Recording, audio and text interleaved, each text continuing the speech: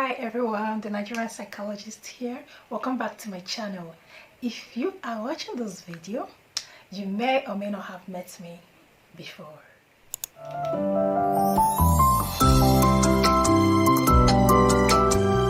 My name is Chidima and I am passionate about mental health. I am very passionate about mental health, especially when it concerns Nigeria and Africa at large. So from the title of this video, you already know we're talking about the 8 signs that shows you might be depressed. The 8 signs that need you to go check up yourself in a therapy before something goes wrong. So these 8 signs are signs of major depressive disorders. There are different types of depression actually, but we are focusing on major depressive disorder, and this is like one of the most common depressive disorders that people always experience. From a psychological point of view, you are supposed to have experienced at least 5 of these 8 signs for one consecutive months, not like you experienced it this week and then you experience it like after like 3 weeks again. No, you're supposed to have experienced at least 5 of these 8 signs for one consecutive month before you can say you have this depressive disorder, before you can say you are experiencing depression. So let's just get right into this video. Take note of this signs I'm going to be talking about. Make sure you don't miss anyone. Check yourself very well and make sure that you point out the signs either in yourself or someone around you. The first sign is a persistent sad mood,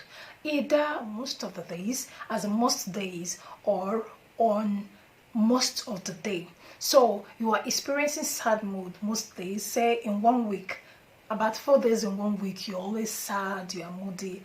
Or in a whole day, that is like 24 hours, say you wake up in the morning around 7, you're not really in a happy mood, so you are like in a happy mood most of the day for about 3 hours. In a month or week, you are sad most of the days. For this sad mood or this type of mood, it can be called irritable mood in children or adolescents. So you see, find out that your adolescent child is always very irritable. Any small thing irritates them. Any small thing they get, not really angry, they just get very irritable, or they get bitter. In Igbo we call it mbakashahu. So you find out that somebody na enwe mbakashahu too much.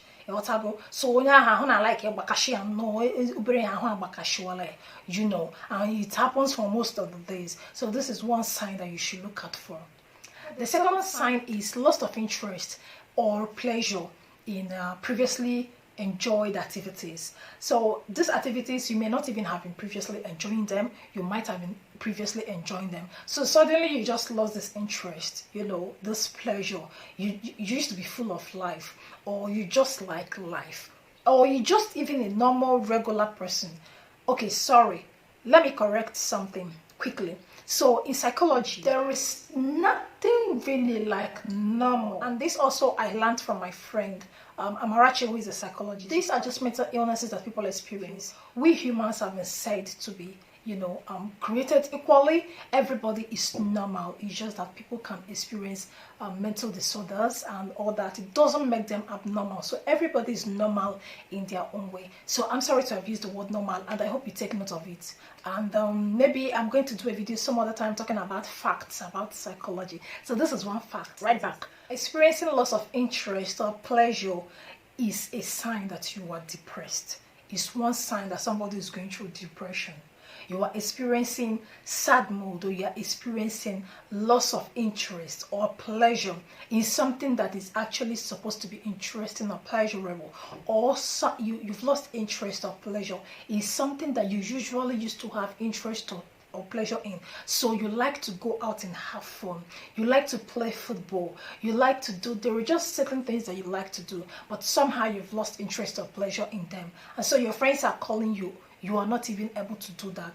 It could even be that you like writing, just anything at all. Think of something that you used to really like, something that can keep you awake at night, but now you don't even you can't even bring yourself to do it. So that's the second sign. That sign is significant change in weight, especially in the space of 1 month.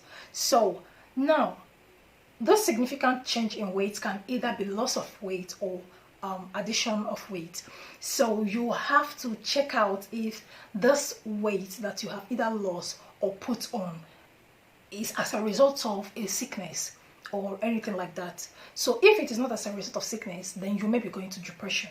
So suddenly you have just lost weight within the space of 1 month. You didn't travel anywhere, you didn't change your environment, you didn't eat less or eat more, but somehow you've just lost weight or put on so much weight than before.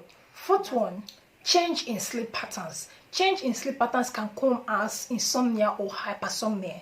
So you are either lacking sleep or losing sleep, or sleeping more than you are doing before. If you are sleeping more than you are doing before, which is actually more likely to happen when you are depressed, sleeping more than you are doing before, because depressed people tend to be easily more tired than just people who are not depressed. So when you are depressed, you tend to get tired more easily, so you tend to sleep more. That is likely to happen more than insomnia. So you're likely to be sleeping more than you are likely to be lacking sleep. But either ways, if either of this is happening, that is a sign of depression. The fifth one is psychomotor behavior or agitation, or that is also known as retardation.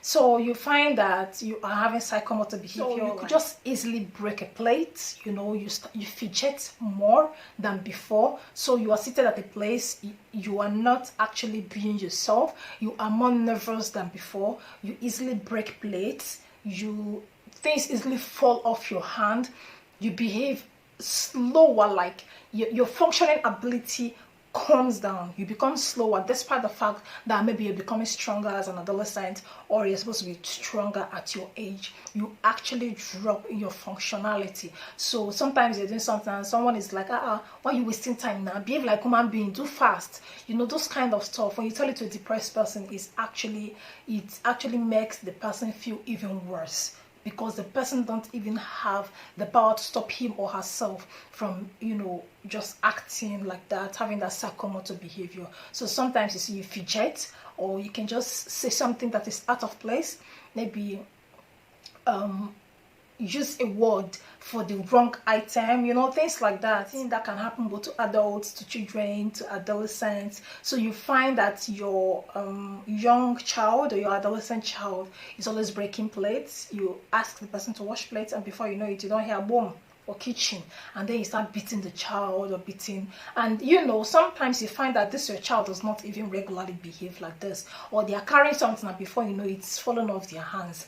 Sometimes you just find them fidgeting and you are like, in Igbo, I remember when we were very much younger. See, a lot of people experience depression in Nigeria, from young to the elderly. A lot of children are experiencing depression. A lot of adolescents are experiencing depression. Our parents usually do not get all of those things. So I remember me being young. I know some of you, especially Nigerians, you have experienced the stuff when you are beaten for breaking the plate. I don't know if you can remember any period of time in your life when you were like that, because I can vividly remember there was a period of time in my life. It's not like it was my usual personality or my usual self or something I did as a child, but I just suddenly noticed that there is this period of time. Even when I grew up, when I was in the university, I discovered this period of time when I easily broke things, even as an adult. So things would easily fall off my hand, both in class, or I could just be holding a pen and before you know it, I'm talking, it would just fall down.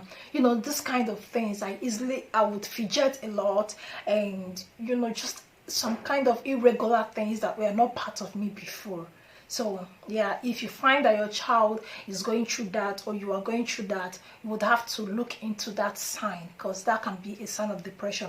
You would have to look into that sign and look into other signs that I've mentioned and that I am yet to mention, and see if you pass the test for depression, or your child or anybody around you pass the test for depression. So the sixth one is fatigue or loss of energy, which makes the person function lesser. It impairs your functionality. So you're always tired, or you have this loss of energy just suddenly, or just you notice that for a period of time now, you don't have a lot of energy to do the things that you would normally do. So you're not even able to get up to just clean up your surrounding. Sometimes you're not even able to get up and take your bath. It can be that bad. You're not able to get up and do what you're supposed to do. Even when you are doing something you do lesser than you would do before. So that is like loss of energy. And that this loss of energy or fatigue, they're easily fatigued. Then any small thing, you're tired, you can't even walk a little distance without being tired. You know, just anything, general tiredness or fatigue. But as long as it brings an impairment to your functionality, as in it makes you to function lesser, you have to check that out. You have to check that out, please. Check that out, Nigerians. We struggle a lot in this country. We hustle a lot. Being a Nigerian is a stress on a whole different level. So if you find that you as a hustler, when they go market in the morning, they come back, nothing they do, but suddenly, you don't have interest again to do the things. You don't have interest to hang out with boys or with girls. You know, just take this signs. Then you are taking it, and you are even taking this one. Loss of fatigue to hustle even is not there again. You don't have any strength to hustle. So you see, it impairs your functionality, whether your marital home, outside your marital home, your personal life, anyhow that this loss of energy or fatigue impairs on your functionality. But you can see a significant reduction in the way that you usually function with your full energy and all that. So the seventh one is recurrent thoughts of worthlessness. This recurrent thoughts of worthlessness can come along with things like excessive or inappropriate guilt, you know, diminished ability to think or concentrate, indecisiveness. So you go to a restaurant, you can't even decide a meal, or you can't decide what you want at a particular time. People ask you a question or you get to be asked off, and the next answer is I don't know. This seventh one is very, very important. Feelings of worthlessness. You have to tell yourself the truth. It doesn't matter who you are. Anybody can experience depression. It doesn't matter your stage, whether you are an influencer or you are somebody who is just sitting in their house and nobody knows you. You need to tell yourself the truth. Have you started experiencing feelings of worthlessness? Feelings of worthlessness and feelings of guilt. You start blaming yourself for so many things. You think you are guilty for so many things. You are guilty even when nobody's putting any guilt on you. You are guilty for some things that have happened both to you and to others. So this, you are guilty. You start feeling guilty that you've not been able to achieve anything. Then you start counting your age. So you start feeling worthless. You start feeling that you're not, why you even existing. You are not relevant. When you start feeling irrelevant, when you start feeling that you are not relevant enough to your society, and this thing can be coming from different places. So maybe when you talk, people don't hear you. You feel that people don't take your voice seriously. So you start feeling worthless. Generally, people like to feel good about themselves. That's something different. People like to be valued. But when you start feeling like you are worthless, when you start believing and feeling that the people around you think you're worthless, and you start acting on it, you start feeling guilty, you start trying to avoid these people, you start trying to sink into your own shell because you think you are not good enough. You start having this excessive or inappropriate guilt. It is an inappropriate guilt because these are things you're not supposed to blame yourself for, but somehow you start feeling guilty for all of those things. You start feeling guilty for being the cause of trouble in your home, everywhere around you. You're the reason why your parents are poor. If you had enough money now, your parents will not be poor. Your parents will be eating what they want. You should have bought this car at this your age.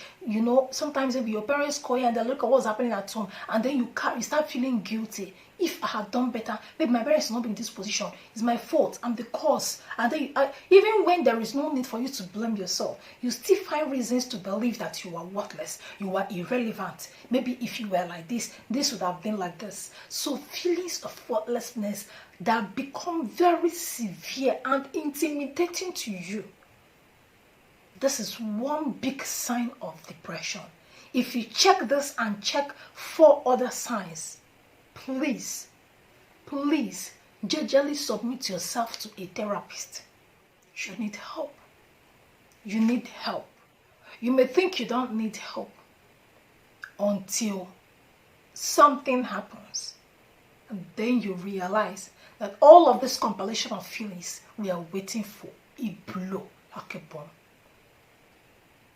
This last one usually comes last. usually comes when all of these other ones have been recurring. And this last one is recurrent thoughts of death. You start having recurrent thoughts of death. Death, your own death, your mother's death, your father's death, death of your loved ones, death of just anyone. You just start having recurrent thoughts of death. You start having suicide thoughts. That is what it is.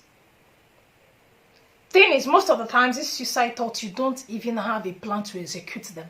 You don't have a specific plan to execute them. You're not having this thought, telling yourself that I'm going to hang myself. This is not even this. That is not even how it usually comes. So you're feeling worthless, and then you start thinking of death also. You start having these endless thoughts of death. Suddenly, you start thinking, oh, what if I die? You start imagining yourself dying when you die. You know, just endless, severe, recurrent thoughts of death. You always sleep and think of death. You are just sitting, even when you are sitting, managing to sit with friends and people are chatting about really good things and times, suddenly you are thinking about death. Your phone rings, you are thinking about who has died. Thoughts of death, recurrent thoughts of death. This is a big sign of depression, major depressive disorder. So these are the 8 signs you might be depressed, my dear Nigerian. You might be depressed. So now there is a criteria to make sure that these things are very, very accurate. So if you are experiencing these signs, or at least 5 of the signs, you need to first of all make sure that all of the signs have been occurring at least within 1 month consistently. Secondly, you need to make sure to separate any clinical or medical facts that may be leading to this. So say you are losing weight, it shouldn't be because you have not been eating well or because you are taking a medication that is making you lose weight. So every clinical association or cause must be separated from the signs. So you will need to whether go for tests, like these things shouldn't be coming from a lab result or a test result. It shouldn't be coming because of a sickness that you have or because you are taking a medication that is actually affecting your mood. Some medications can actually affect your mood. That some medications can actually affect the way that you feel. So to make sure that those things are actually depressive signs or depression signs, to make sure that you are actually having depression. So psychologically, it is advised, in fact it is very necessary, it is a criteria to diagnose you of depression only when every medical and clinical associations or medical fact or medical whatever has been removed from the signs. So it shouldn't be that you are losing weight because you are taking a medication or you are not eating well. That's just an example. If you have watched this video to this point, I believe that you've enjoyed this video, even if it's a little bit, and that would appeal to you to please subscribe to this channel for more videos like this. I also do short films on mental health. I'm very passionate about mental health. I'm very passionate about Nigerians finding their feet. I'm very passionate about the creating of awareness of mental health in this country, and I hope that everybody can come to know about mental health, so that when these days I see a lot of posts about depression and suicide, and when you come to the comment section, sometimes you see that people are very insensitive. But sometimes I also think, okay, this is ignorance, and ignorance is truly a really, really big disease. It's a powerful tool to kill people. So a lot of people comment out of ignorance, saying, why will you kill yourself? Now you have died, die now. Nothing should make anybody kill themselves. People don't really get it. People don't understand it.